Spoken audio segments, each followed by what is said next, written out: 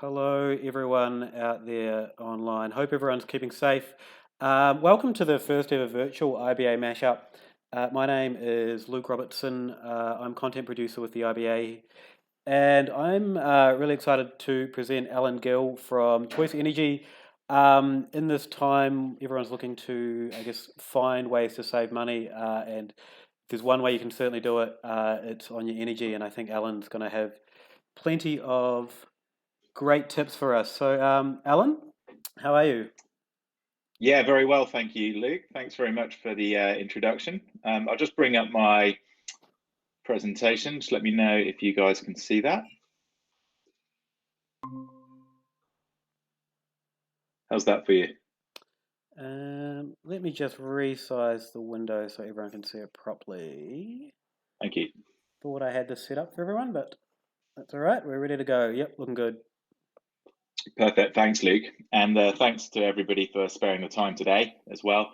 Obviously, we find ourselves in unprecedented and uncharted waters at the moment.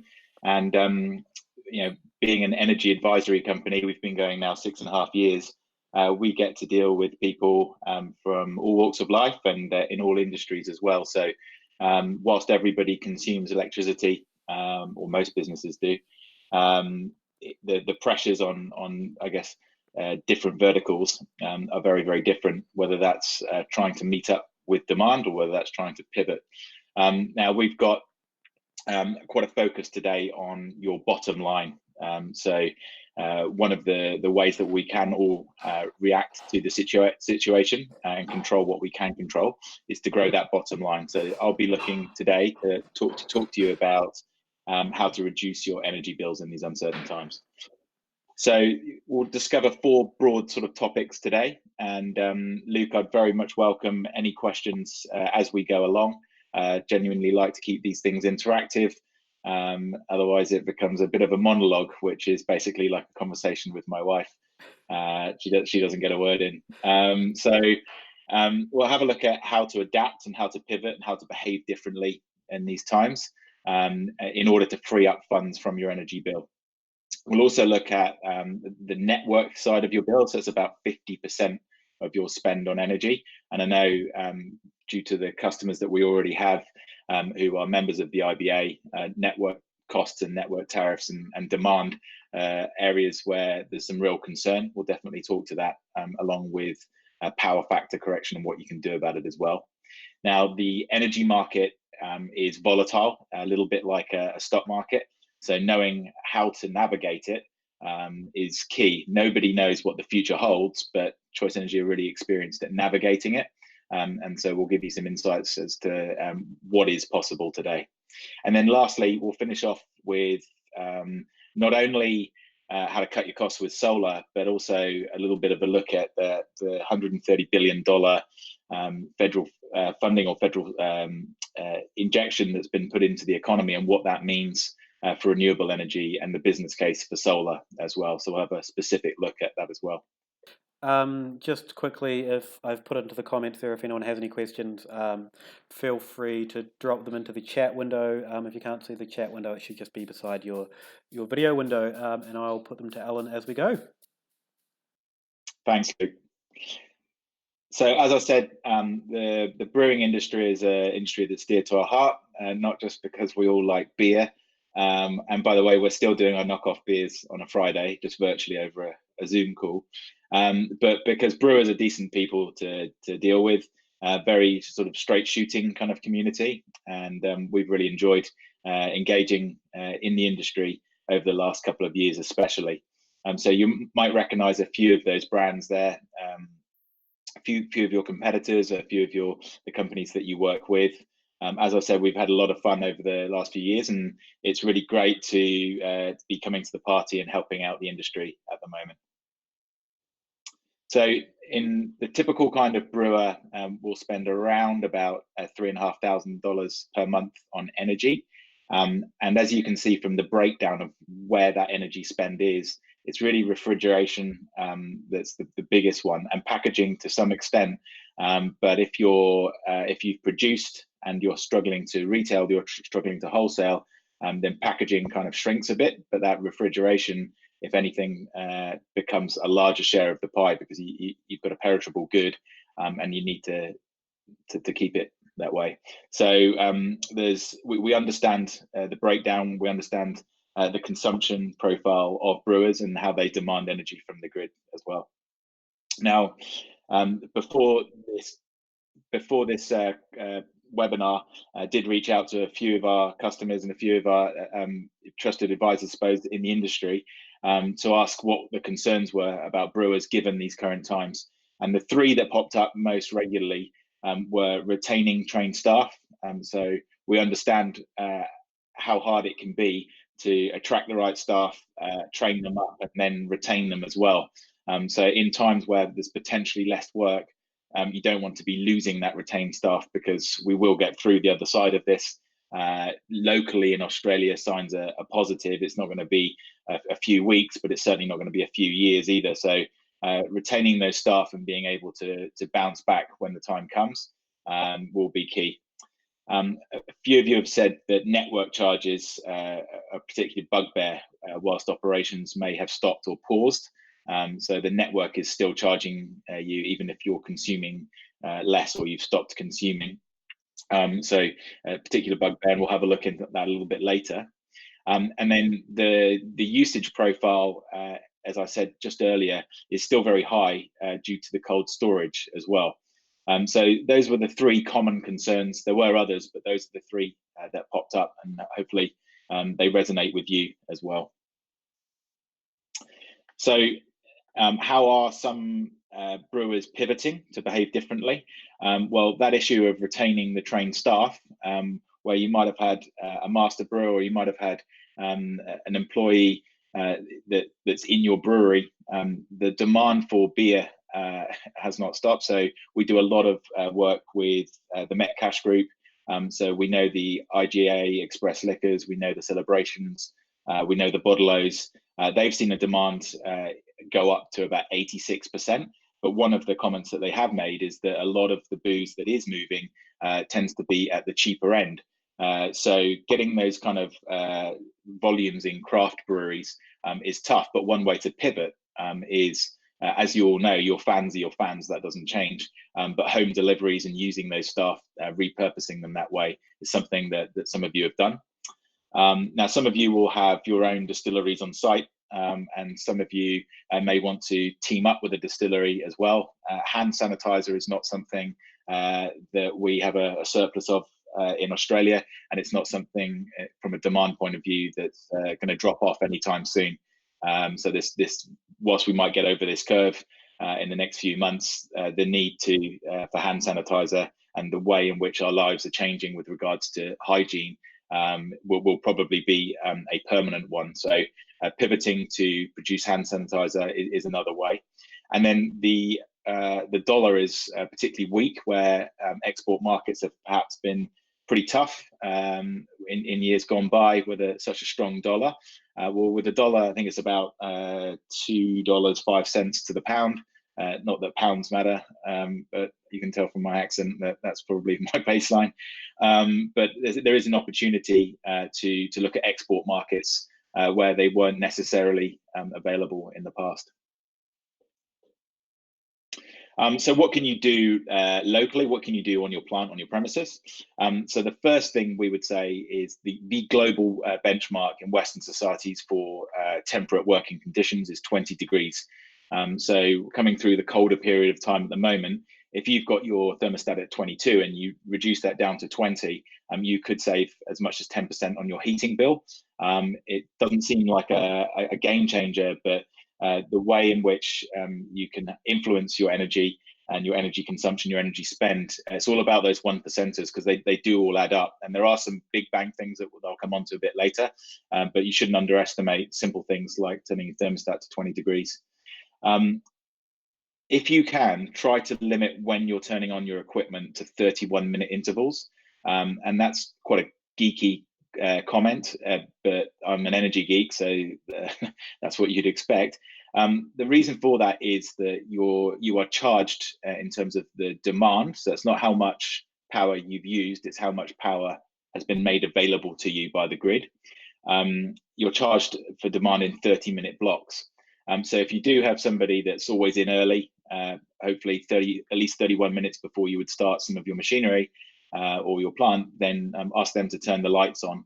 Now you can get software and hardware and smart setups that can do this for you, or you can have decent rigor as well. So consider about when you're using your equipment. If there is something that can be done potentially later in the day, when one, off-peak power is cheaper, or two, when another piece of equipment is not running, then that can have a big effect on your energy spend as well. And then most people have gone for LED lights already, but if you haven't, it's a really quick win. There's a Victorian scheme that you can get the actual equipment, the lights, for free, so you just have to pay for the installation cost. If you haven't done that, it's worth doing. It's a pretty much no-brainer. You get better lighting conditions for cheaper prices. And then the last thing, which has been really popular, is involving your team in cost-cutting ideas. Rather than saying, by the way, Kevin, you're always in early, so you turn on the lights. Mary, don't turn on the boiler till we've done this. If you have involved them in those discussions that we've found, and we've done it at Choice Energy as well, then the team are more likely to be part of that solution if they've been at the point of creation as well. So let them own a little bit of it as well. Okay, so now we're getting into the really meaty stuff, and this is your network costs. So they make, as I said earlier, they make up around about 50% of your bill, and they're often considered as just pass-through charges. So your retailer doesn't make any money from them at all. Your retailer just puts their retail rate on top. It collates a little bit more information around environmentals, which fund renewable schemes, and then it collects your metering charge as well. The retailer puts the logo on the bill, pops it in the post or sends it to you via email, and then you see that logo, whether it's AGL or Energy Australia or Origin or any of the others, and your experience is that you're paying that one company. Well, what happens when your retailer collects all of that money, and they tend to keep around about 20 to 25% of it themselves, but around 50% of that goes to your network provider or your distributor. So think about the guys that own the poles and the wires that are actually delivering the electricity. So what you may find is that you're on a network tariff, so nothing to do with your retailer whatsoever. You might be on a network tariff, which is not optimized. So that means that you could be eligible to move to a different type of network tariff and save potentially thousands of dollars per year. You might also find that your demand charges at the moment are a lot higher than you're actually demanding. So in plenty of instances, we've seen breweries that when they started up, their rigor wasn't necessarily as defined, and they had spiky periods, and then 2 years later down the line, they were still paying for that much demand despite not having used anything like that in the last 12 months. So we do see many businesses that are overpaying for that demand, and it's completely unnecessary. Even if you're on the best tariff or the most appropriate tariff, we might be able to get some interval data and make an evidence-based submission to your network provider to say, hey, these guys haven't used that much power in the last 12 months. We'd like to apply for a demand reset, not at 400 kVA, but at 220, which is the maximum they have used in the last 12 months. So there's a lot that can be done here, and it's not about being in contract. It's something that can be done quite quickly. Now, every year, your network provider, the guys that own the poles and the wires, they release new tariffs. But you can bet your bottom dollar you've probably not been tapped on the shoulder and said, hey, by the way, we've got a new tariff for you, and we've looked at your profile and your consumption, the way that you're demanding electricity. So we're just going to pop you on the cheaper one, and you can save 30 grand a year. They're not going to do that. It's not in their interest to do it. It's also not in the retailer's interest to do it, because whilst they're not making any money, they don't make any money in advising you that either. So there's no skin in the game from them. So the only two parties that are going to pick up on that are yourself, if you know a hell of a lot about network tariffs, and it's akin to being able to navigate the tax landscape. I personally can't do that, so I use a tax accountant who can. or you use a professional. So we are, as I said, energy geeks. We get a little bit excited about when the new network tariffs come out, because we then are able to look at all of the profiles of our customers and advise them if there's a preferential position for them to be on. Alan, just a question here. Mm. How regularly should we be checking in, or should people be checking in on the tariffs? Is that a yearly thing, or how does that work? Yeah, it's a 12-month thing. So there's two things, Luke. There's the first thing is demand, and that really is the evidence for that. When you take it to a network provider, they're looking at the last 12 months. So if you're saying I don't need that much power made available to me, they'll typically do one of two things, or three things actually. They'll look at the last 12 months and say, you know what, you haven't used that much. Okay, from next month onwards, I'm okay to reduce it. Or they'll say, historics don't dictate the future, so we will start the clock ticking from now, and in 12 months' time, then you can apply for a demand reset. Some of them are allowed to do that. And then some of them will say, well, if you don't need that much power, and we don't need to make that much power available to you, then why don't we put a load limiting device on your network? And if you do go over your maximum demand, then your operations will shut down, if you're absolutely sure that that's the case. So that can be done at any time, but the tariffs, depending on which state you're in, are released in January and July every year. So if you've had a network tariff review, say in February, you're going to be good, most likely for the next 10 months, depending on your state, could be the next 4 months, but definitely an annual thing. And it's definitely, it's a dark art. It's really, really hard to understand. And you need the evidence. If you go to your distributor on your own and say, I want this, then there's so many smoke screens that they will throw up before they will process that request, because it's just not in their interest. Does that answer your question? Sure does. Awesome. Thanks, Luke. So knowing how to buy power, I mentioned earlier that the energy market, a little bit like the stock market, goes up and down, generally up. But right now we've seen a real downturn, which is fantastic news. But what the retailers, they're there for maximum extraction. They're there to charge their customers as much as they possibly can. 90% of contracts are arranged in the 2 months preceding June 30th and December 31st. So that's the end of the financial year and the end of the calendar year. So the retailers are kind of licking their lips at this, because they know they've got the upper hand. If you are in a large market, or you're in a CNI contract, which means you've got a fixed rate to buy power, if you haven't arranged that next contract to start on the 1st of July or to start on the 1st of January, then you'll go on to penalty rates. So your peak power might go from, say, 10 cents to, say, 25 cents. So suddenly you're paying 150% more for your bills just because you didn't have your contract arranged. So it's really, really good practice to never go out of contract, but it's also best practice to not negotiate and not go out to tender in the 2 months preceding those two calendar events, because the retailers will inflate their prices. And every year we see justifiable reasoning from them, but we know exactly what's going on. 90% of contracts are up in those periods, and so they put their prices up. So knowing when to buy, definitely there's 4 months of the year when you really should not be buying or arranging your next contract. And then the other thing is knowing when to buy and how long to lock in for. So at the moment, for instance, we watch the market every day.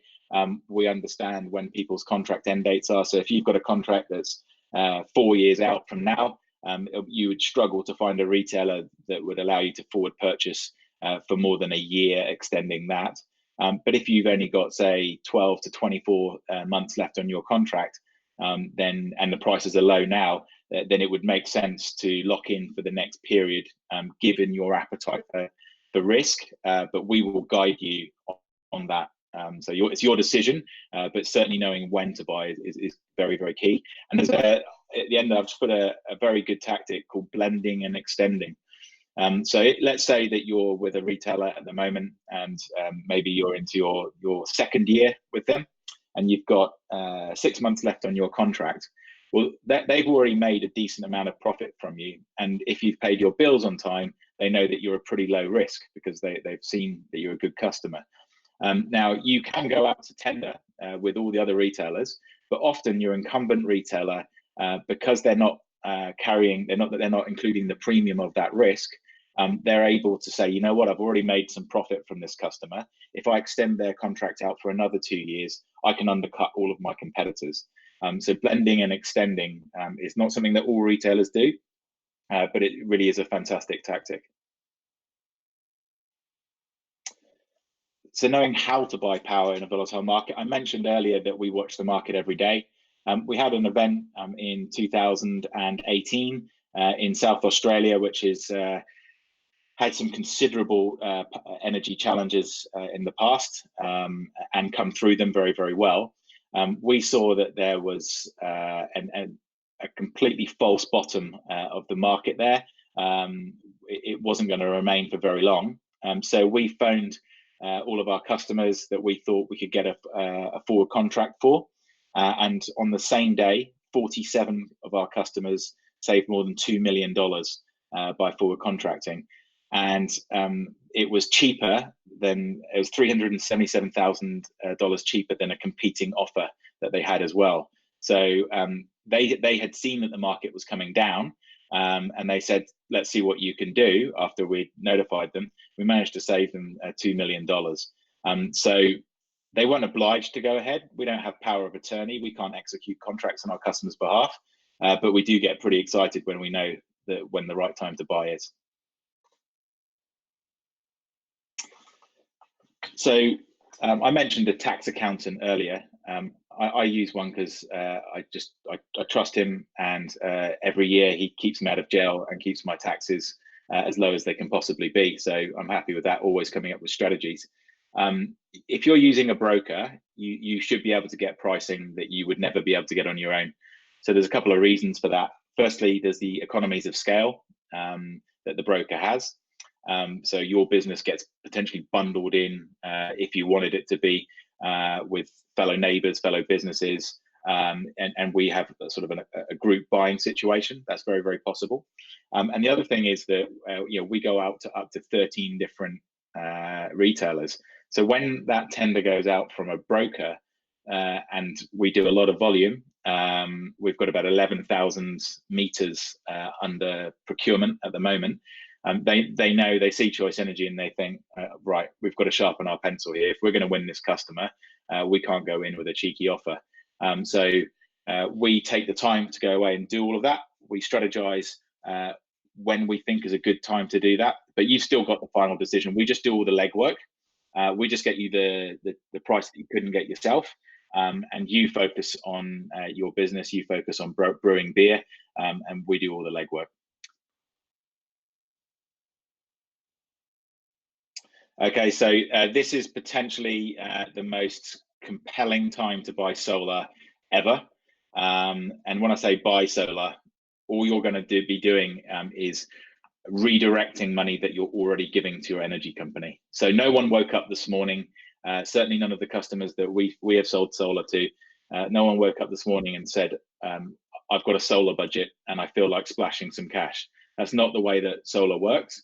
The way it works is that you typically will get somebody else to pay for the system to put it on your roof, and your repayments, your monthly repayments of that system are less than the savings that you've achieved on your energy bill. So for example, if you're spending $3,500 per month, like a typical brewer, and you install solar and your residual energy bill is $2,000 per month, then your repayments on your solar system would need to be cheaper than that $1,500. So let's call it $1,000 per month repayment. That puts you in a cash flow positive position from day one without a budget, and you're $500 off every month.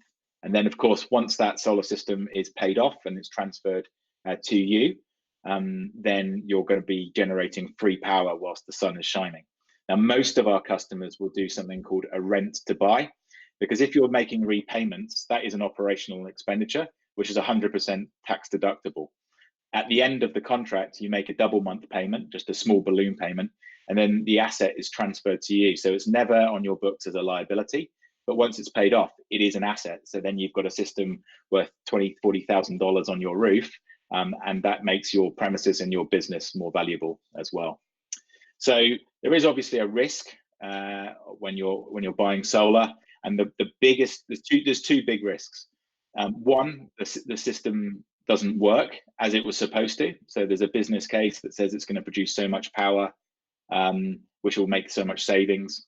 So one, if that doesn't happen, and two, if the company that installed your solar system is not around to service the warranty of the equipment. The equipment comes with typically 10 to 15 years warranty on something like an inverter, 25 years on your panels, but you need to be working with a solar company like Choice Energy. It's been around for 6.5 years. That's going to be around tomorrow. 80% of solar companies go bust, and there's kind of two reasons for that. One, there's obviously federal funding available, and just like the kind of the pink bats situation a few years ago, when there's federal funding, cowboys will flock to it.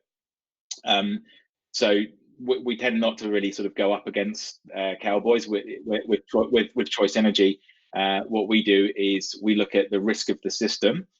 So we have readings from the local substation of your Bureau of Meteorology, and that tells us how much sunlight specifically there's going to be in your area, and that we use that to do the projections of how much sunlight we believe your system can capture in a year.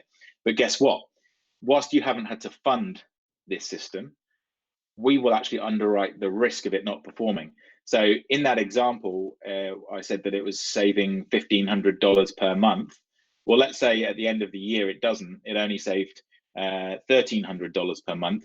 Well, then Choice Energy is on the hook for the other $2,400. We will pay you that back. So we actually underwrite the performance of the system. The business case is not just something to convince you, it's something that we have to stand by. And that's why we will only use tier one equipment, because we are responsible for that. And by the way, it's an electrical system, right? So sometimes things do go wrong, sometimes things break, but you can bet that we will know about it sooner than you will. We have remote monitoring.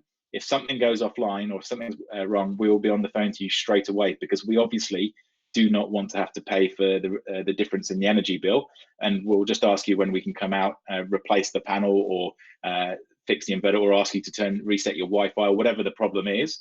We'll make sure that system is performing for you. So we have there's a couple of help items as well. So not only can you get somebody else to fund the system, not only is the repayment of that system potentially cheaper than the savings on your bill, but in April, we have an offer for independent brewers members for $500 off their solar system. So that's funded by Choice Energy. But the massive incentive at the moment is the tax breaks. So there used to be an instant asset tax write-off of $30,000 if your business was turning over less than 50 million. But with the recent stimulus, that is now up to $150,000 if your turnover is less than 500 million. If you're doing more than 500 million, I take my hat off to you, well done. The caveat there is that the solar system would need to be in place by the end of June. So that's why we've kind of got this April offer. If you were to put an offer, an order in April, depending on the size of your system, we would be pretty confident of getting it up on your roof and working before the end of June. But if that doesn't suit you, and you want to, that's just you've got too many other considerations at the moment, then businesses can claim still 50% of the depreciation costs with absolutely no threshold whatsoever, as long as it's delivered by the end of the next financial year. So thank you, Mr. Morrison. Finally, I haven't always had wonderful things to say about him. But for our industry, we're really fortunate here in Australia, because the Clean Energy Council continually lobby government.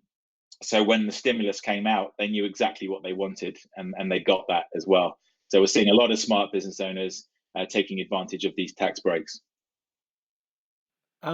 Alan, with the changing circumstances at the moment, is there any chance that June deadline will be extended, or are those discussions still ongoing? No, that June deadline's pretty much set in stone, and they've made the allowance for businesses that can't move that quickly, and that's why they've put in the 50% depreciation with no maximum threshold for the next year. Yeah. So what they're looking to do, Luke, is really with the stimulus, they're looking to inject some activity in the economy as much as possible.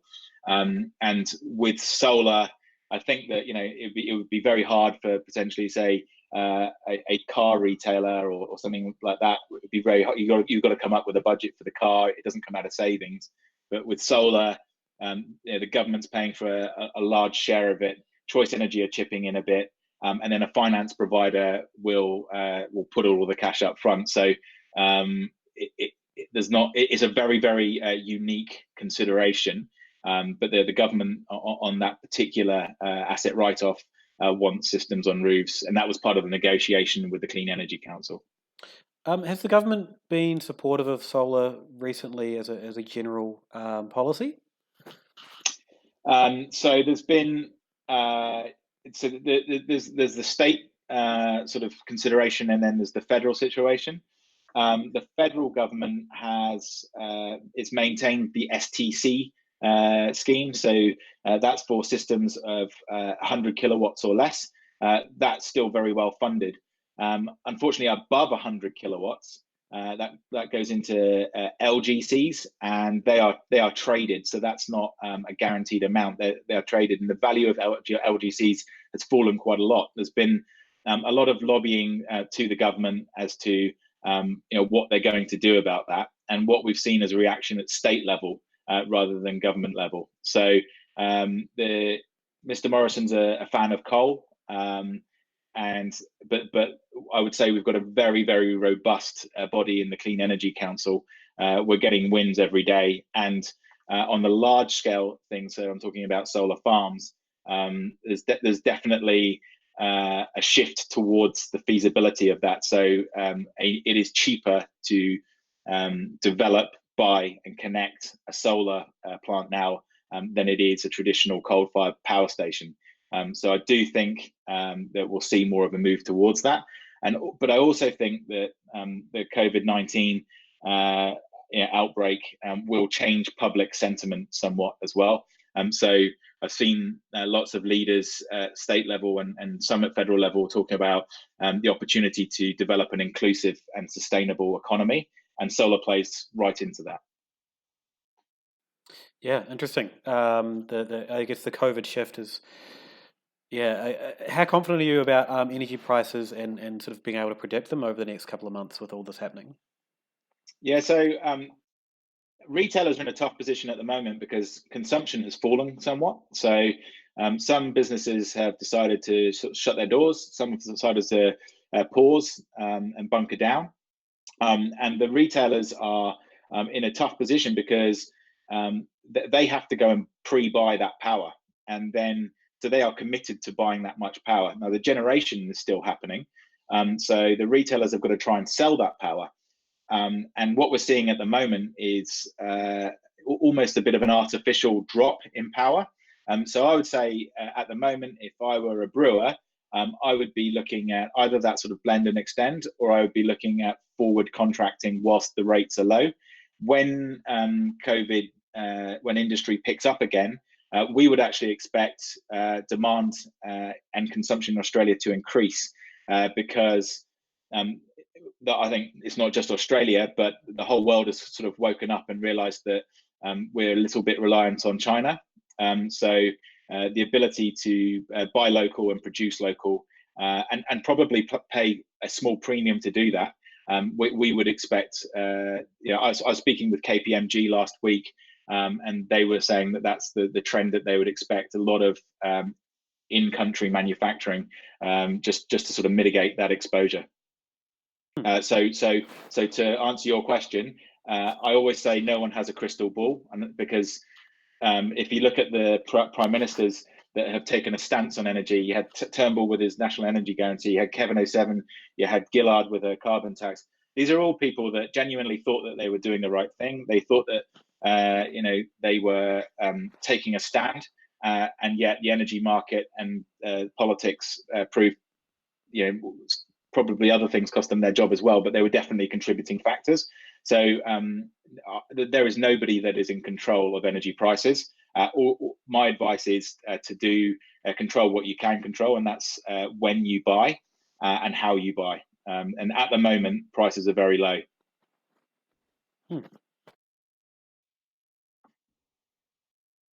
Excellent. So what next? Well, this is the really easy bit. This is my email address, agill@choiceenergy.com.au. Email me right now following the webinar with a copy of your energy bill, or if you have any questions. What we'll do is we'll look at that bill. It actually gives us, we call it like a smoking gun. It gives us an indication as to how we might be able to help you. And then we'll get in touch with you and explain the suggested process of what we would go through as to assess your position. And with your permission, free of charge, we assess your energy position and we'll give you a strategy which is different for every single person, every single business. We'll give you a strategy for saving money. Now, you're not obliged to enact on that strategy, but most people do because it's going to save them money. And if you want us to execute it, then we will. So there's nothing really to lose here, other than saying, "G'day, here's a copy of my bill. How can you help me?" We've just got a question from the chat. Are you seeing a steady uptake on PPAs with breweries and solar installs? Not really, no. So we don't believe that PPAs is the most efficient way forward to buy solar.